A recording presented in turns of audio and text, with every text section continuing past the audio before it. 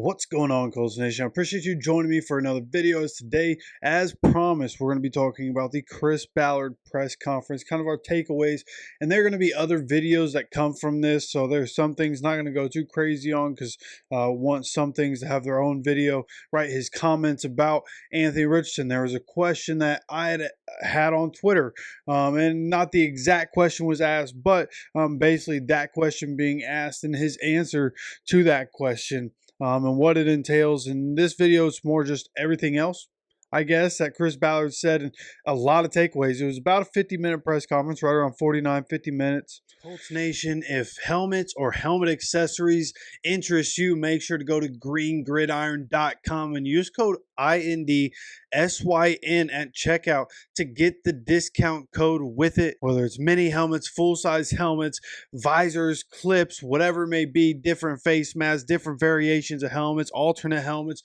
whatever the case, you can get it at Green Gridiron. And again, that's code INDSYN at checkout for the discount. Thanks for stopping by for another video, and now let's get into it. What's evident, and one of the big takeaways from this press conference for me, is that he understands this current situation. Like, hey, he could have easily been fired.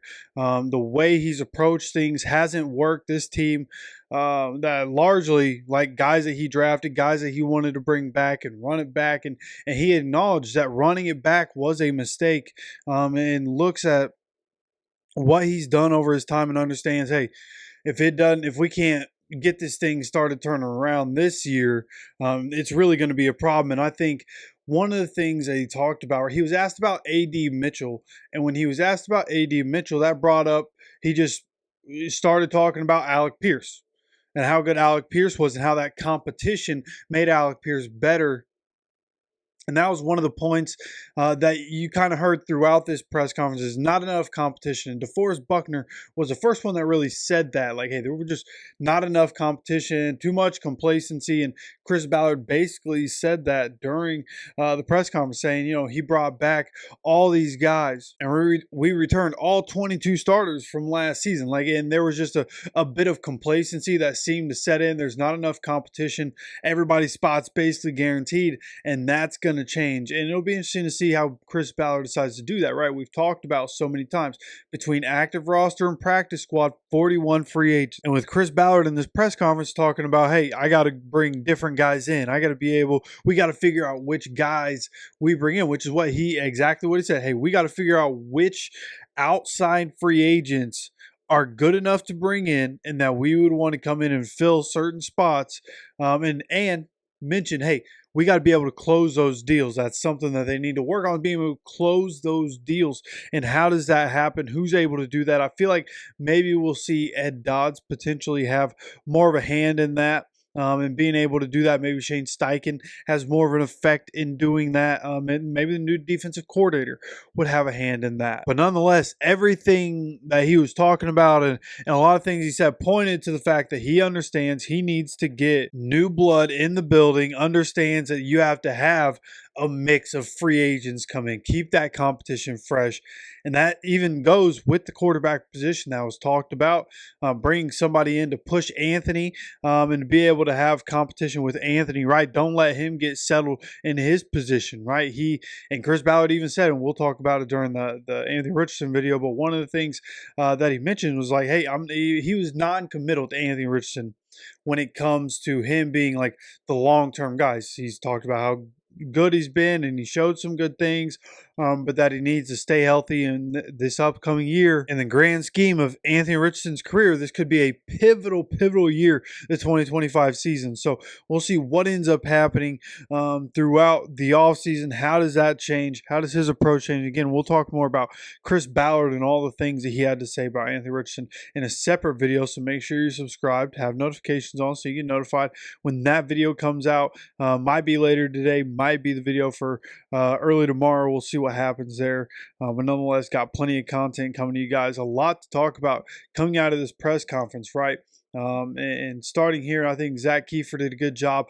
Some of his reflections on the Chris Ballard season-ending press conference. And of course, first thing on here says the failure of 2024 has forced him to look in the mirror and admit his approach was wrong. I've kicked myself. This is a quote. I've kicked myself for being so daggone stubborn. And of course, like, and I get being stubborn. I'm a stubborn individual myself.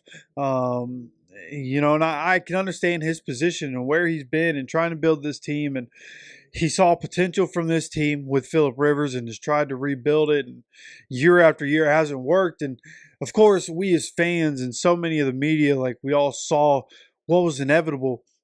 Before Chris Ballard ever did, and he mentioned, hey, he gets emotional, right? He loves these players, has emotional attachments to these players, and he mentioned that going forward, he's going to have to be better about getting the emotional side involved in it, being able to build this team.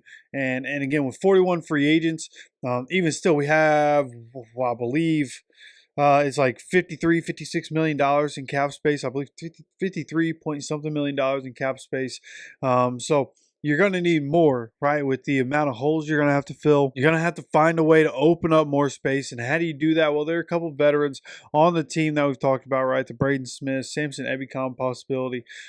Different guys that you can drop to open up money, to try to bring in different guys, bring in a lot of guys to fill the bottom of the roster, but also, hey, can you bring in, stud edge rusher? Can you bring in stud linebacker? There are definitely going to be some guys, some names I've seen Chris Ballard mentioned during the press conference that the secondary definitely something that has to be better, and that he did a bad job giving Gus Bradley the right tools to be successful.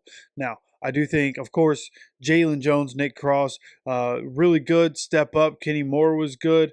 I think it's just clear that there has to be more depth. I think the level of play has to rise. I think the edge rushers, the right edge rushers, have to be able to play. I think that's one thing that Chris Ballard keeping the attention away from Gus in a certain aspect, but Gus just not playing his best pass rushers for most of the game, like most guys will. Definitely something that I think affected the secondary, right? If you can get after the passer, and that's one thing Chris Ballard mentioned, getting after the passer. If you can get after the passer, that'll help make the secondary better, right? And he talked about, he was asked at one point, right, do you think, this just verbatim, basically, do you think there's value in having an aggressive defense? And he basically said, like, yeah, there is certainly value in having that. And almost something that you have to have is some aggressiveness. And I think that's something that's going to weigh into the defensive coordinator thing. Now, he did mention that Shane is going to have his pick of the defensive coordinator. Chris Ballard will be involved in the process. But at the end of the day, the defensive coordinator that is hired is on Shane Steichen. This is on him, Chris Ballard, saying that during the press conference. And this is what we talked about already, about how I think Chris Ballard, even though he's still the GM, I think going forward, we're going to see that Shane Steichen has more control, and him being able to have his choice of who he wants his defensive coordinator to be after spending a couple years with Gus Bradley after the Frank Reich transition, and it just not working out. We're going to see, hey, what does Shane want to do? The direction that the head coach wants to go in with this defense is going to be looming large with this decision, right? What he decides to do with this defense. Of course, Chris Ballard has to rebuild the defense and to be able to give the new defensive coordinator the best players. But who's that coordinator going to be, and how aggressive is this defense going to end up being? Is that going to play a part in it? We'll see what happens throughout this offseason. Going to be very, very interesting to see what happens from that aspect with the defense, and what Shane decides to do, and how much control is he going to have over the roster through free agency and the draft. It'll be interesting to see if any information comes out about that. Then another talking point here from Zach Kiefer. Look for this spring to be different. More aggression in free agency, more outside adds to the roster. In other words, players need to be pushed, need more competition. But as Ballard said, words mean nothing now, actions will. So that's a good thing. He did show, and Chris Ballard, great at press conferences, right? In the past, he generally does say the right thing, and a lot of Colts fans are going to say that that's what he did here. But it's just, I mean, he's acknowledging publicly that his approach has to change and he has to be different. So how is that going to happen? How's he going to do that? This offseason going to prove large. Like, will he ever change? How much of a change is it, right? What guys does he decide to bring in? How successful are we able to be, right? And of course, a lot of that hinges on Anthony Richardson. And again, as his next talking point, sure sounds like they're bringing competition for Anthony Richardson at quarterback ahead of a make or break year for him. Basically, like, you got to figure it out. This is what we've talked about so much. If Anthony Richardson doesn't work out and the team doesn't work out this year, and what we put on film just doesn't look right offensively and defensively, like, then everything, you would assume that's the reset button is after 2025. So we'll see what happens from that aspect, but it sounds like more competition everywhere, including the quarterback position. Now, talking about some of the accountability and culture issues that Pat McAfee and other veteran players have come out and talked about, and so many other people have talked about with the Colts. And of course, Zach Kiefer and James Boyd, two guys that are on top of this part of the big time guys in the Colts media world, and these guys are writing about it at length last week. And Ballard admitted that the building had slipped in that area. It had a quote, as you know, he talked about it a little bit, and then toward the end there was a quote that ended up coming out of his mouth. Said, "Today's compromises become tomorrow's standards," which is exactly when I talked about being out, when I got to the point of being out on Shane Steichen, it was when he came out and said that not everybody's going to be on time all the time, and that's not acceptable. And that's what this is talking about. Today's compromises become tomorrow's standards. You compromise on that, and then everybody knows, right? And like for me in my day job, like, that happens, right? We're as normal people, normal lives, that happens. But for professional football players, all your time, basically all your free time dedicated to your craft and being great. At least that's what greatness would be. All what we've ever heard from anybody that achieved greatness in the NFL. Like, all your free time, like, as much as you want to give some to your family during the season, it's all about the football team. And so for you to be late to your meetings, and for that to be something that's normal enough in the building, that you're sitting here saying, well, not everybody's going to be on time all the time. Yeah, they need to be. That's the job. You're getting paid a lot of money, like a lot of money. You got to show up on time. The culture has to get better, and the accountability, it just has to be more. Whatever they're doing, it has to be more. There has to be more reason for these guys to do the right thing. Right? These guys obviously don't get it. And obviously, a lot of the locker room is flipping. But going forward, how do we instill the culture of, hey, there's got to be more urgency. We got to be on time to all our meetings, to all our treatments. We got to be, doing what it takes to win. What winning habits are, we need to have that. That needs to be where we go. I think so. The veterans being vocal, right? Kenny Moore's and the DeForest Buckners of the world being vocal about the changes that need to happen. I think that bodes well for the team, and hopefully, as a team, goes through this offseason, they're able to get together at different times and kind of figure these things out, and then go into training camp, hit the ground running at that point. We'll see what happens. Of course, there's a quote here to finish this tweet from Zach Kiefer of his takeaways from the Chris Ballard season-ending presser. Says, quote, "A good culture has some friction in it, and we've got to get there. And ultimately, what I've done is created an atmosphere that wasn't competitive enough." And that's really what it comes down to. Nobody's being pushed to get better. And I think that's something that's definitely going to change when you have 41 total free agents. Like, it has to change. Now you're bringing in new depth. So the bottom of the roster guys are fighting even harder. The guys that have been here, now they're going to fight to keep their spot. Hey, there are a lot of changes going on here. Right now they're getting nervous. They have to compete even harder to make sure that they stay on the team.